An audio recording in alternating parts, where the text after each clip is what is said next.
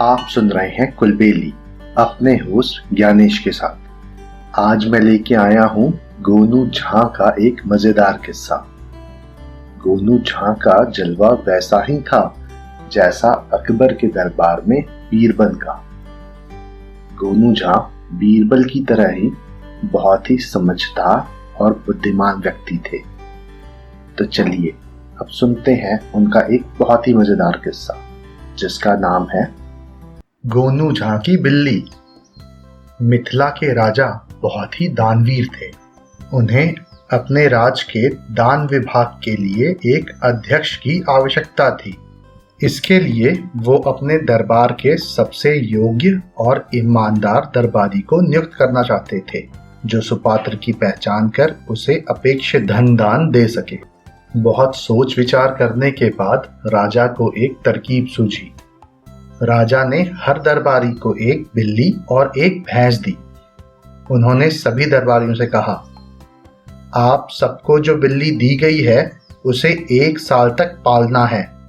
उसके लिए आपको एक एक भैंस दी जा रही है जिसका दूध बिल्ली को पिलाना है। 1 साल के बाद जिसकी बिल्ली सबसे मोटी होगी उसे पुरस्कार दिया जाएगा। सभी दरबारी अपनी अपनी बिल्ली और भैंस लेकर चल दिए।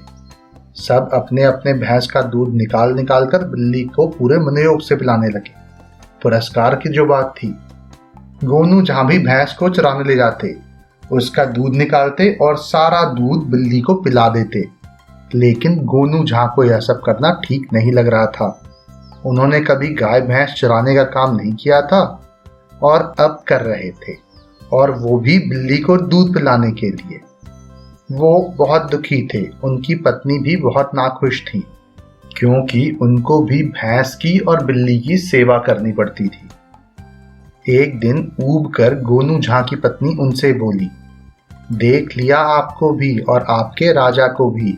यदि बिल्ली को दूध पिलाते ही जिंदगी काटनी है तो इससे अच्छा तो मैं अपने मायके चली जाऊं। कम से कम वहां सुकून तो मिलेगा। गोनू झां ने अपनी पत्नी को समझाते हुए कहा, मैं खुद भी दुखी हूँ। आप दूध उबालिए, मैं बिल्ली के लिए कुछ उपाय करता हूँ। मेरे दिमाग में उपाय आया है। गोनू झां का आश्वासन सुनकर पत्नी झुंझलाते हुए रसोई में चली गई और कुछ ही देर में खौलता हुआ दूध लेकर गोनू झां के सामने रख दिया। गोनू झां ने बिना देर किए वो खौलता हुआ दूध बिल्ली को परोस दिया। बिल्ली ने जैसे ही दूध को चाटा उसका जीभ जल गया और वो चिल्लाते हुए वहां से भाग गई। उसके बाद गोनू झां जब ठंडा दूध भी देते तो बिल्ली दूध का कटोरा देखते ही भाग जाती।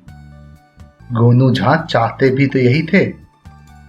अब रोज भैंस का दूध निकालते और पति पत्नी ही पीते। बिल्ली को थोड़ा बहुत बचा हुआ खाना और रोटी चावल मिल जाता था और बिल्ली का भी काम चल जाता था। धीरे धीरे पूरा साल बीत गया।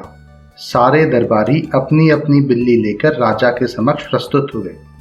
सबकी बिल्ली मोटी ताजी दिख रही थी, लेकिन गोनू झां की बिल्ली बिल्कुल पतली, उसकी हर एक हड्डी दिख रही थी। गोनू झां की बिल्ली को देखकर सभी दरबारी खुश हुए क्योंकि उनको लग रहा था कि ये सब देख राजा बहुत नाराज होंगे और गोनू झां को दरबार से निकालकर बाहर कर देंगे। जब राजा ने सबकी बिल्ली देखी तो बहुत खुश हुए, लेकिन जब उनकी नज़र गोनू झां की बिल्ली पर पड़ी तो उन्होंने गोनू झां से पूछा, आपकी बिल्ली मरणासन क्यों दिख रही है? इसकी तो एक एक हड्डी दिख रही है। क्या आपने इसे दूध नहीं पिलाया? गोनू झां बोले, मैं क्या करूं महाराज, मुझे जो बिल्ली दी गई उसमें कुछ गड़बड़ है। मेरी बिल्ली दूध पीना तो क्या उसे देखना भी पसंद नहीं करती। मैं क्या करता, किसी तरह दाल चावल खिलाकर मैंने इसे जिंदा रखा है। गोनू झां की बात खत्म ही हुई थी तभी एक दरबारी बोल उठा, महाराज गोनू झां की बात सही नहीं लगती। बिल्ली और दूध से भागे, ऐसा तो हो ही नहीं सकता। दरबार के सामने इसकी परीक्षा लेनी चाहिए। राजा ने उस दरबारी की बात पर सहमति जताते हुए बिल्ली के सामने दूध परोसने का आदेश दिया। दूध जैसे ही बिल्ली के सामने आया, बिल्ली भाग खड़ी हुई। वहीं जैसे ही दूसरी बिल्ली को वो दूध दिया गया, दूसरी बिल्ली सारा दूध गटक गई। गोनू झां की बात सच साबित हुई, लेकिन राजा को ये समझते देर नहीं लगी कि इसमें गोनू झां की तरकीब छुपी है। राजा ने गोनू झां से कहा, आप अपनी परीक्षा में सफल हुए, लेकिन दरबार ये जानना चाहता है कि आपने ऐसा क्या किया और क्यों किया जिससे बिल्ली दूध देख के इस तरह भागने लगी।